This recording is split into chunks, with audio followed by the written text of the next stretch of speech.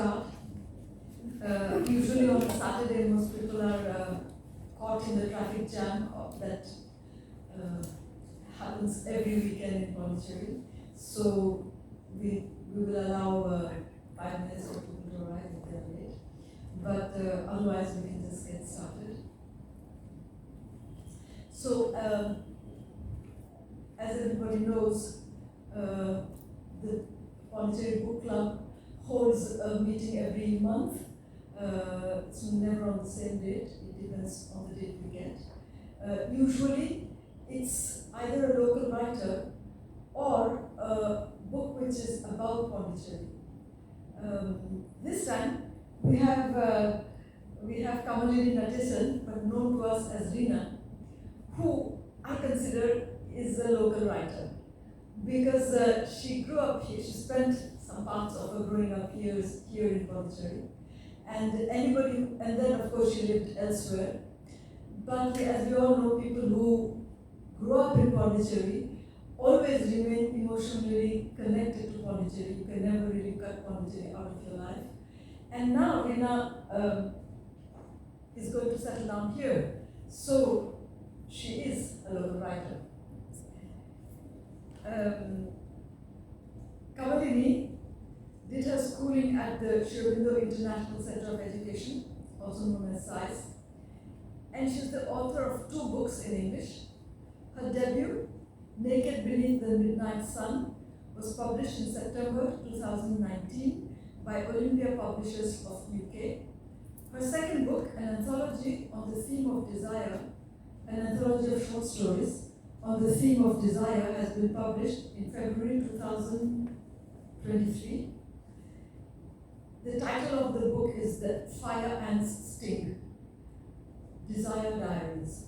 This has been published by Om Books International in India. She's also an Indian classical vocalist, Hindustani, and a polyglot.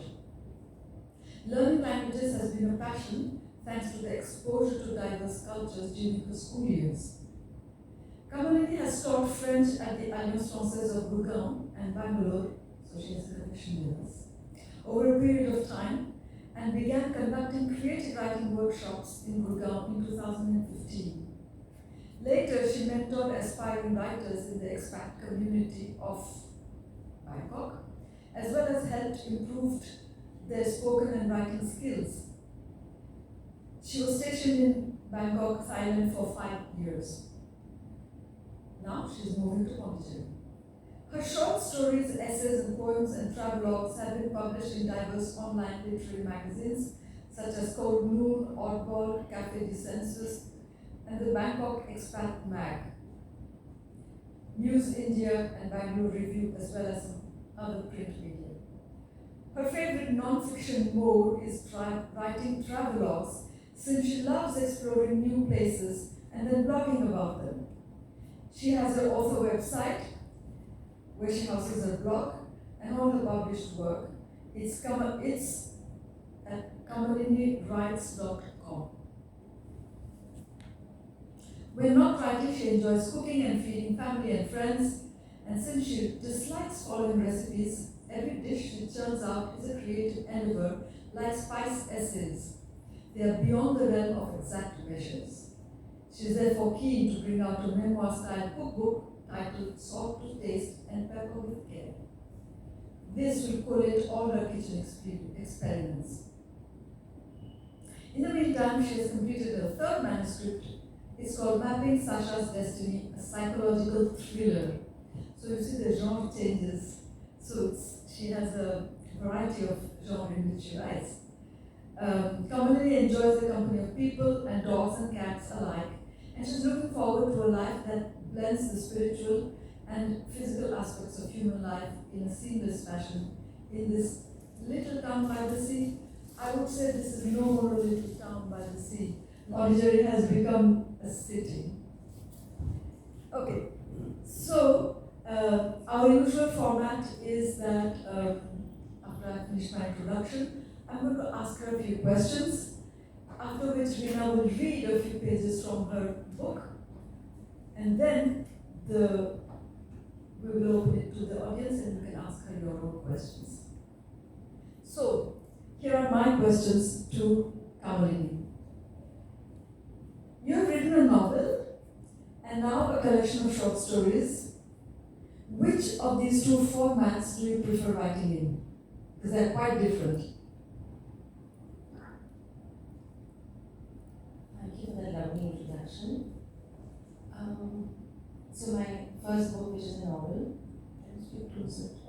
the first book that I wrote, the novel, Naked Dreams Midnight Sun, was something that just had to be written, I had to get it out of my system because it's semi-autobiographical. And I didn't need it to be anything, it was a book. And it turned out to be a novel. And I enjoyed the process. However, when I took it to my publisher, he said, it's a lovely book, it's very sweet, but you know what, it doesn't seem to have any ups and downs. Where's the dark matter? Where's the grey? And where's the red, the blood? We don't see bleeding on the pages, and that kind of stunned me. It was my first attempt as a writer, and I realized that if you want to be published, if you're just not writing for yourself a journal, like a semi-memoir, even so, it was my truth. But who wants the truth? Nobody really does. So I had to spice it up, and how?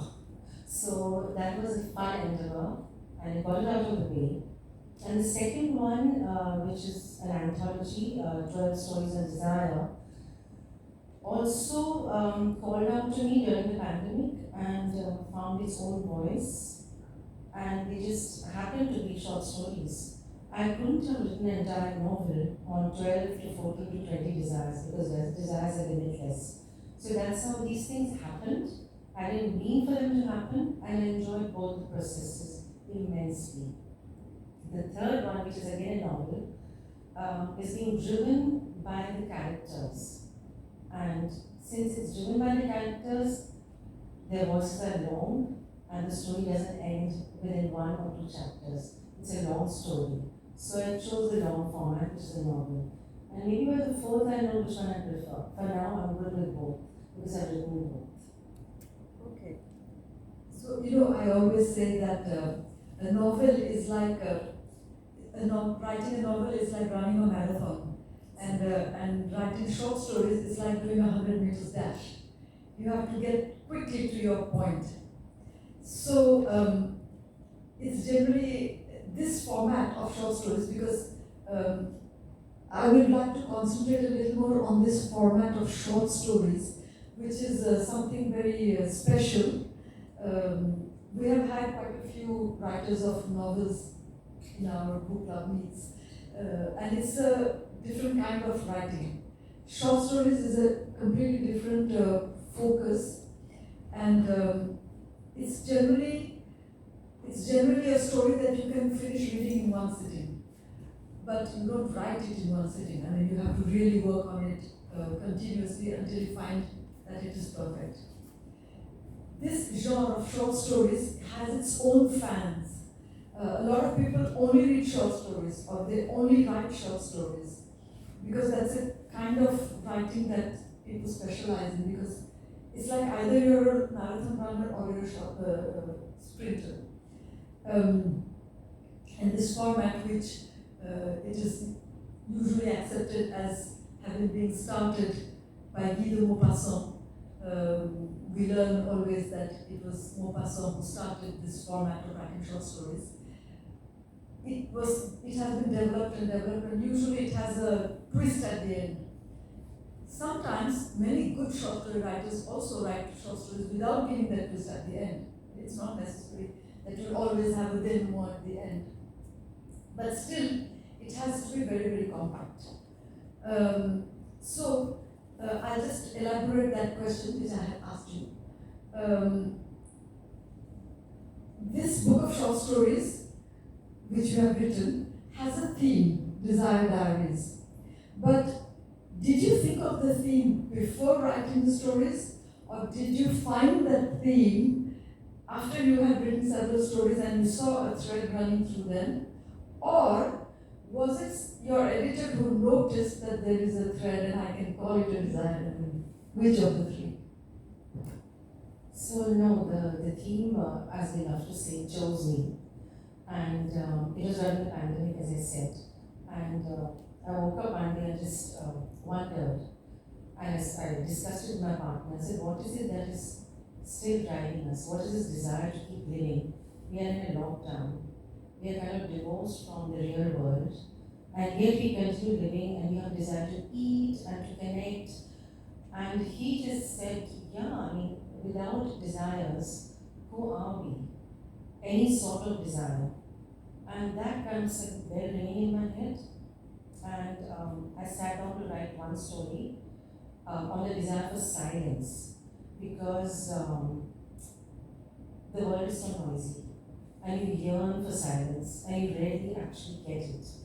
And silence really hit me. So then I sat and wrote a story about a farmer whose farm gets burnt. It's a natural disaster, and his whole family has to move to the city. And the noise really hits him. He goes deaf. He can't take the noise of the city. And that was my first story.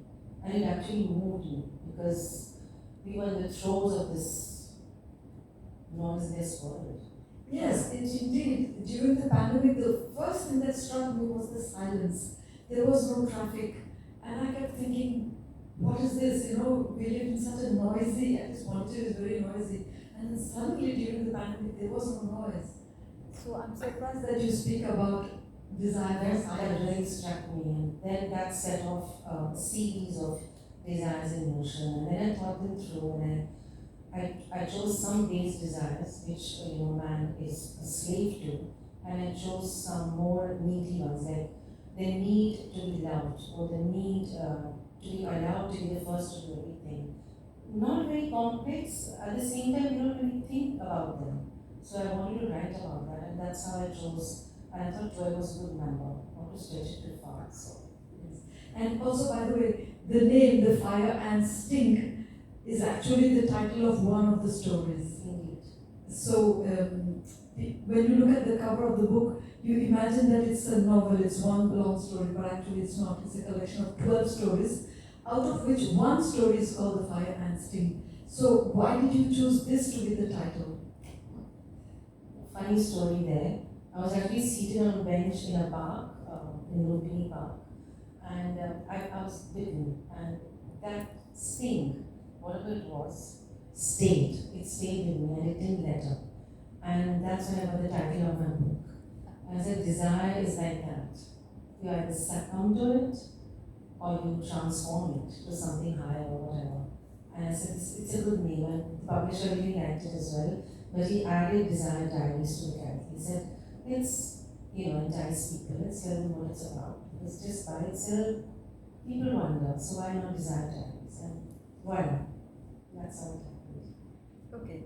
So, they say usually that a short story must be so tight that it cannot have even one more extra word. Do you believe in this theory, or do you write as it comes? That's very tricky. I do write as it comes, but I also do believe that editing is a big part of storytelling. And I'm a very verbose person, and my friends will vouch for it. I can talk and I can write, and I can be very, flowery and all of that. So over the years as a writer, I've learned to snip away at those that excessive need to write many words to express one small thing. And the more I read, especially modern authors, the more I begin to see that simplicity is key to the import of what you want to convey to your reader. And yes, one has to have no extra words, but who decides that? I mean, it's a style, it's a way of writing. Right. Some short story writers, they write in such a way that you feel they have removed everything else except what they want to say. So because in a story, very often it is not only what you keep, but what you remove. Absolutely. Like in a film, if you start writing a film script, you will understand that you start writing and then you say, no, you can't write every single thing that happens. You can't say, then he had a cup of tea and then he got his toast, then he buttered it, then started eating. There has to be somewhere where you say, I will choose to show what happens, and I will choose to remove what happens, but I don't want to keep it in the story. And the editor of a movie makes a lot of money because editing is key to a movie being sharp and reaching its audience. It's similar with writing, absolutely. So indeed, once you have submitted your manuscript, your editor then does the real job of cutting it, chopping it up. So was there a lot of editing done to what you had originally? No, not even a second book. Surprisingly, I got a very kind editor who let me be, just embellishing here and there. So do you really need? Is this what you want to say? Because this is what I'm receiving. So then she would, make me tweak certain sentences. But overall, no, not really. I was very lucky, and I felt good at the end of the process. Also, when you read the book, you feel that Veena is very observant. She observes people around her. Is that true? Surprise. For somebody who talks so much, I do observe. I love people. So yeah, life teaches you. Yes. My next question is, which I often ask to all the authors who come here, who are the authors that you like reading? It's endless, absolutely. I do like Indian translations, and recently Gachar Gujjar, I don't know if you've heard of Vivek Shankar, he's a Kannada writer. Excellent, small book, my God, and that's a thriller. With that kind of writing is what I aspire to. And Murakami, of course. Love Murakami's short stories. So many. There used to be Milan Kundera, the Czech Franco. Yes, amazing writing. Steeped in philosophy and humor to achieve that. So there was Ben Okri, Damon Galgut, J.M. Coetzee, Life and Times of Michael Kay, stellar book, very deeply moving, beautiful, simple writing, nothing but the story, the message that these books carry. Murakami is, of course, something else, Yeah, lots of different kinds of, different genres of books that I enjoy reading. I don't like to read only one. I love thrillers, and that's why I've attempted to write one. Fingers crossed it works out. Well, so that will bring me to the inevitable question. Books are being slowly abandoned by people. Fewer and fewer people read books. Even bookshops are shutting down. How do you see this, and what do you think of the future of the book? I don't see it dying. I belong to many book groups, writing groups, and there are as many people who still read as those who don't, who would rather watch and be lazy and be fed entertainment. But there are enough people who do read. Yes, there's always this thing that swings, swings to one side. Oh, there's hardly ever reading. There are people who are returning to reading. Libraries are being opened. So I don't believe this is it's the death knell of books. I'd rather not. I'm just being very optimistic, I suppose. One of my friends joked when I told her, there are so few people who read books. There are fewer and fewer book readers. She said, yes, but ironically, there are more and more people who write. So, as she said, there are more writers. You throw a story with a writer. That's what I like. Which is really weird. Yes. So ultimately, readers will write, writers will read each other's books. Okay, so now I'll request Kamalini to read something from her own book.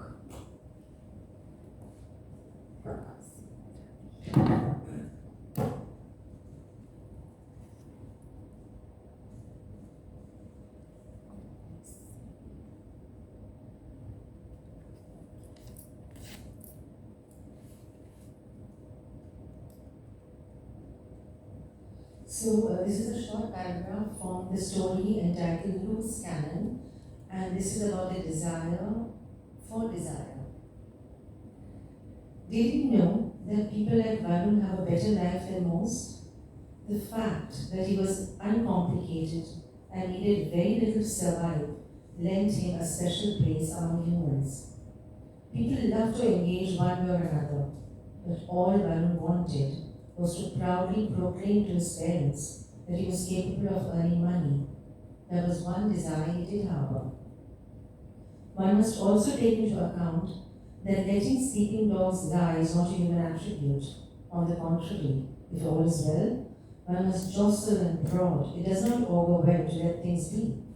Having understood Varun's peaceful nature, Mukund wished to unearth and disturb his friend's even ground. He couldn't bear to think that Varun was missing out.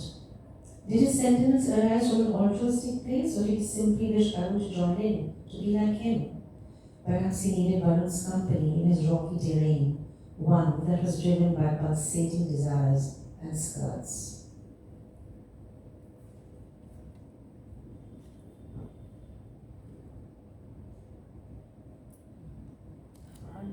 Yes.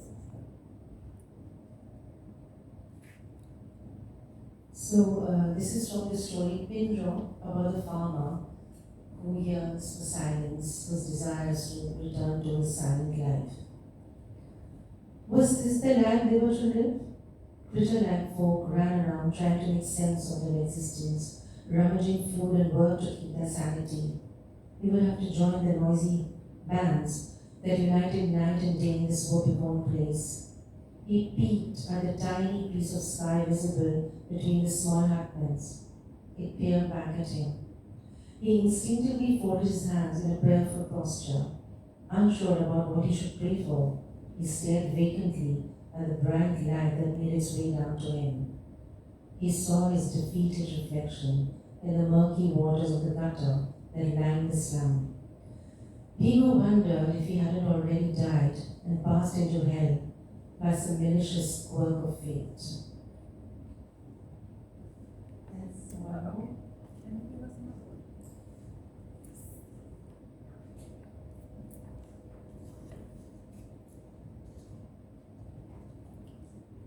This is from a story called Cloistered Spectrum, about a lady who desires eternal beauty and has lost her mate. Our Haveli echoed hollow and vacant sounds, shredding me bit by bit. How much can a flower wither? Ask me. I was destroyed again and again. I would have to be reborn, but that one half that had perished would never return.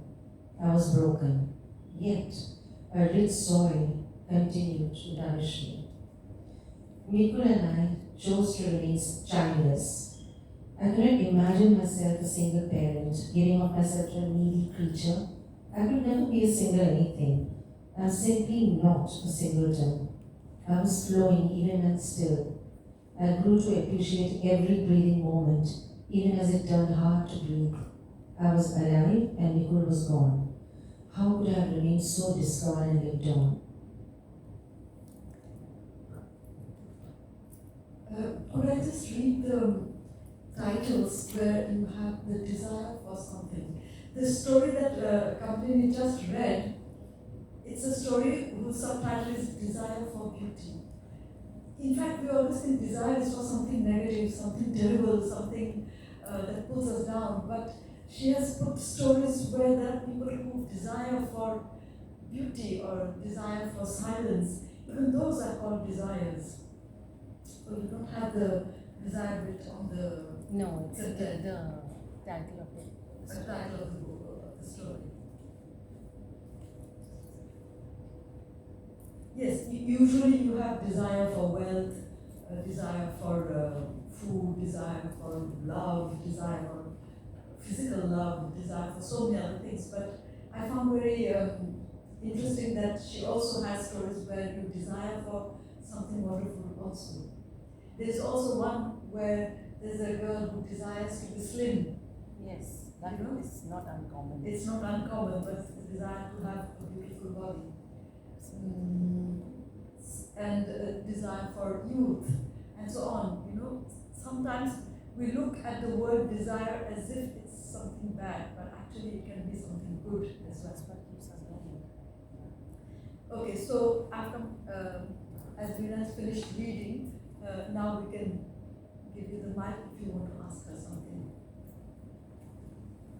I can't see the audience anymore. Yeah, that's fine. Would anybody like to ask a question? Yes.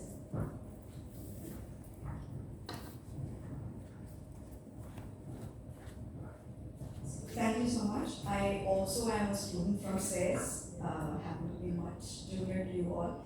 I had two questions. One is, I must admit very honestly that I'm an avid movie watcher, and I'm probably getting off late completely converted back into reading again, so I'm loving it. And so when I had this little question, would you want your books to be turned into movies at some point?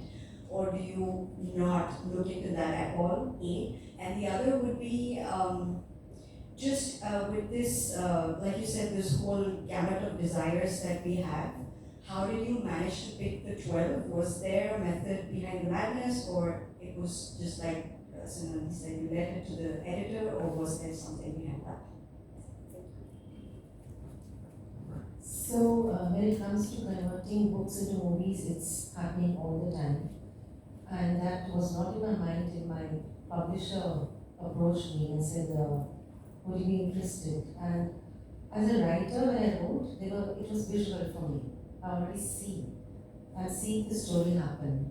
So I wonder if how would it translate from another person's, from a director's point of view? And sure, why not? If these stories are worthy of being made into maybe a series, yeah, I'm open to that. And I said so to my publisher. As for the desires, I tried to divide them by base instinct, common ones, like desire for material wealth or the desire to be loved, and then the unusual ones, like desire for desire. The friend wants his friend to, not be so dead, to have desire.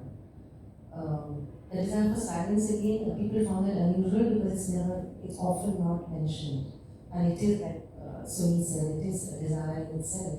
Even desire for enlightenment is a desire. It still is something that you chase. So that's how I went about it. I sat myself down and I thought, let's divide it. I hope that satisfies you. Yes. Any other questions? I don't have the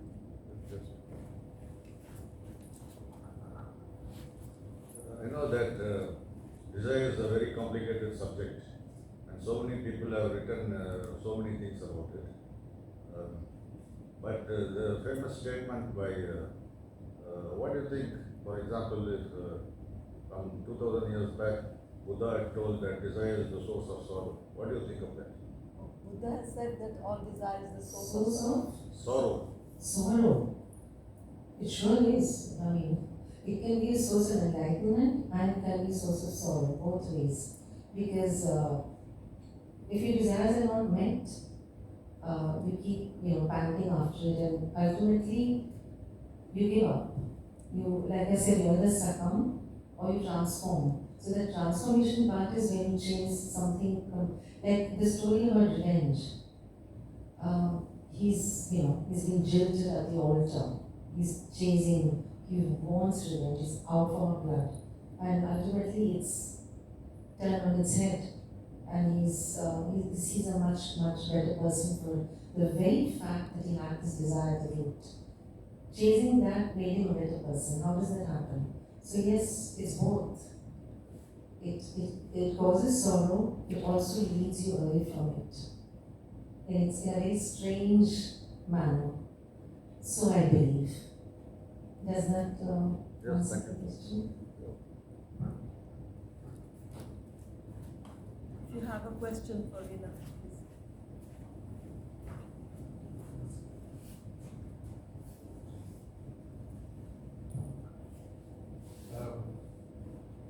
Did you take any leap out of Sri Aurobindo's aphorisms, like saying that desire for a desire is a bar? Don't you think that desire and ego are connected and that one stems from the other? Absolutely.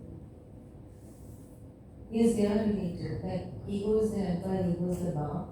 And the gentleman just now just asked me the same thing in a different way. That without an ego, we don't really push ourselves to achieve anything. We're barely alive because it pushes you, it propels you. Desire does the same, plays a similar role in our lives. That if you're, free of desire, you don't feel alive. So it could be, even in order to feed your body, you need to have a desire for food. To nourish your body is also a desire. That's the best I can give you right now. It is complex. It's a very complex subject. Thank you. You start your short stories with quotations, and I was wondering why you do that and how the short stories find their quotations and how you find the quotations. Have you got like a collection of quotations that you liked when you were reading them and they're waiting for the right opportunity to come along, or how does that happen? That's an interesting question. So when I sat down to write a particular story about a particular desire, I thought long and hard about what I was writing about, really. And then, of course, I Googled and I went through scores of quotations, scores of them, till the right one resonated in my heart. And I knew, this is what I would like to see.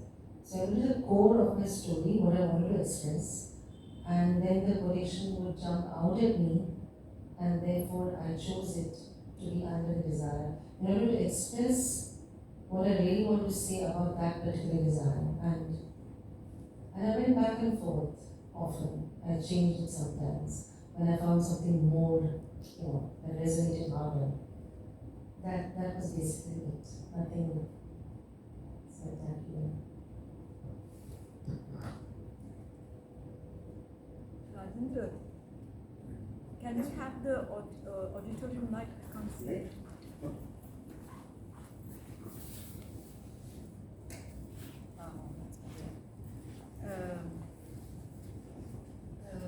So I will continue with a few more questions. What time is it? It's Okay. I'll come back to this, the writing of short stories, to the craft of writing. So, do you usually have a kind of a schedule when you write, or do you write whenever you feel inspired, or do you write between two things? No, I don't have a schedule. I do write every day. I need to write every day, and it could be at any time, depending on the day, the way it pans out. So no, I don't really have a schedule, but I enjoy writing, so I try to go back to my desk as soon as I can. Do you sometimes leave a story for a while and not look at it, and come back after a couple of months or maybe 3-4 months to look at it with a dispassionate eye? Absolutely. Sometimes the story gets stuck, and I don't know where it's going. So it's best to let it simmer or just sit. I wouldn't take 2 months, but yeah, maybe a few days, sometimes a couple of weeks, and then it just flows. Yes, it's better not to push something that's not working. Yes, because often when you say that I'm going to write, and then you push yourself to write, sometimes what comes out is not very interesting. But sometimes when you leave it for a while, then you get something much more interesting because it just comes in a flash. Do you sometimes write and then completely rewrite the whole thing? Or do you often keep what you have written in the first part, in the first time? It has happened that I've had to just throw or edit or delete what I've written, but that seldom happens. What can happen is that I go back to the beginning and I just rewrite parts, and that could be a lot of parts. So it's almost like rewriting the whole thing, but it's very painful to reject your own work. So that, yeah, that's trial and error. Yes, that's one of the difficulties because you're so attached to what you have written that you feel sometimes it's very difficult to delete what you have so written with so much passion. But you see that it doesn't work. I'm told that apparently there is a proverb in Tamil which says that even the crow thinks its child is very beautiful. So it's a bit like that. What you write, you always love and admire. Another thing I wanted to ask you is, do you sometimes,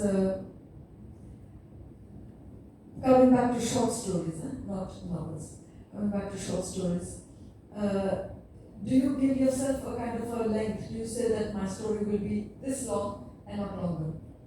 Do you write to a word count? No, I don't. When I feel it's kind of training and it should end, I stop. And then I go back. And I do try to limit a short story to under 5,000 words. Otherwise, you can go on, it becomes a novella. So yes, there is a word count, a vague word count at the back of my mind, but that's not what pushes me. That's not what stops me or propels me. You have also taught others to do creative writing. Can you tell us something about that? Yeah, I have a format that I create as I go around, depending on the kind of folk who are attending the workshop. There could be people for whom English is not their first language or even their second language. So then I treat the workshop to suit their needs. Other than that, I work with prompts, I work with music, with sounds, with just wordplay, and I try to have it as an interactive thing. I also write along with them. So that's basically it, and to make it enjoyable and nutritive exercise in the sense of helping them express what is already within them is what I try. And we end up in tears sometimes if it's memoir-based writing. So that to me would be very effective. Not to make people cry, but there's no harm done.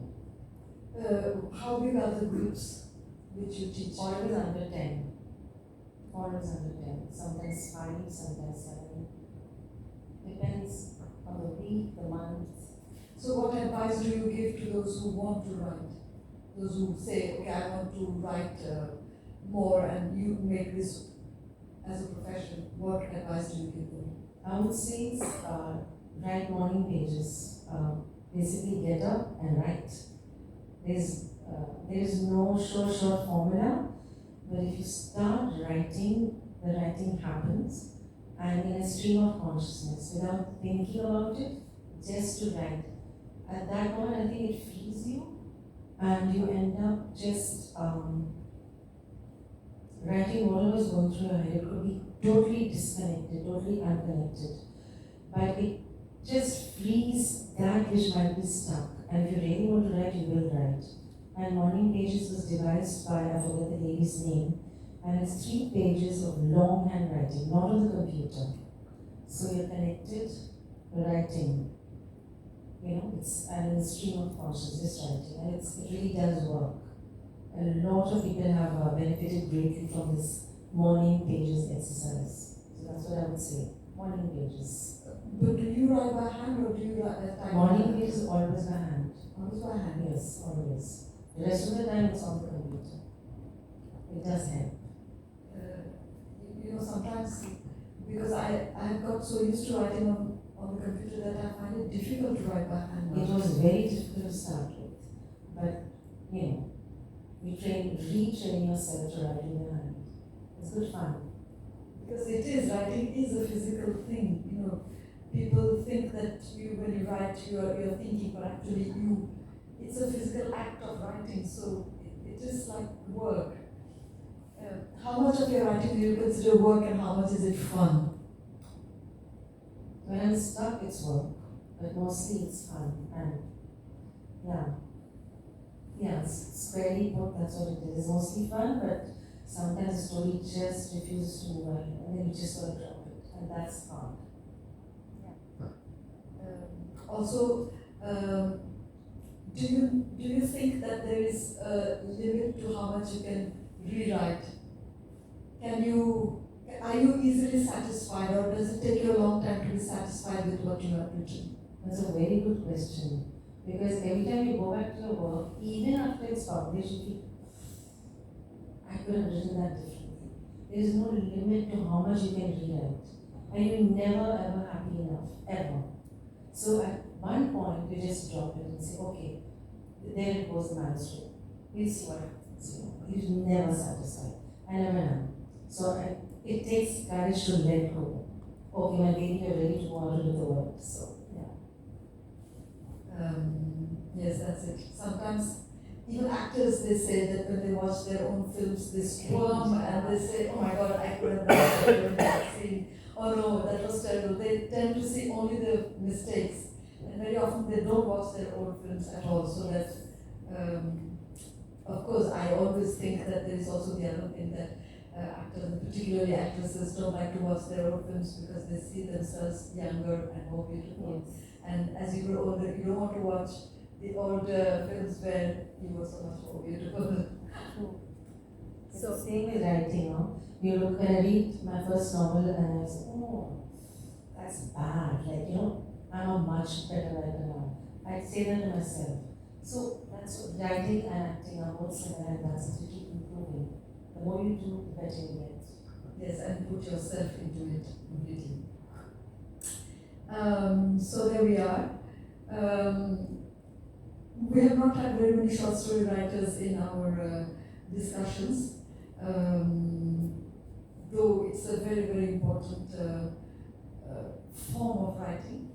And I think that there used to be a time when a lot of magazines and even newspapers used to carry a short story, but now it seems to have slowly disappeared. It has morphed into short films, I think. More and more, if you watch YouTube, you see there are lots and lots of short films. They're called shorts. So They're called. that's what we've done. Yeah. So there we are. I think it was very interesting to know from someone who writes the process of writing, the process of being published, the process of being read by people. Jeffrey Archer very famously has said that often people ask him, you're so wealthy, do you need to write? I mean, he writes and publishes and continues to publish. He's 80 years old, he's more than 80 years old. And somebody asked him, what makes you get up and write? I mean, you don't need the money. So he said, I write because I want to be read. I don't need the money. It's just so that I want people to read what I write. So it must be fantastic to get feedback from your readers when they tell you that I have read and enjoyed your book. So it's a satisfaction in itself, much more than anything else. So there we'll close this evening. We'll thank Kamalini, Rina. Thank you. Thank you for having me. For all the wonderful tips that you've given us about writing.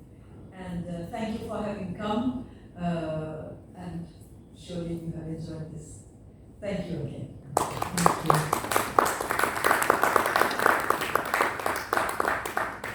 This book is available on Amazon? It is. Yes, it's available on Amazon, but you can't find a physical copy here in the bookshops. I haven't actually looked, but it should be available. Let me Yeah. find out for more. Yeah.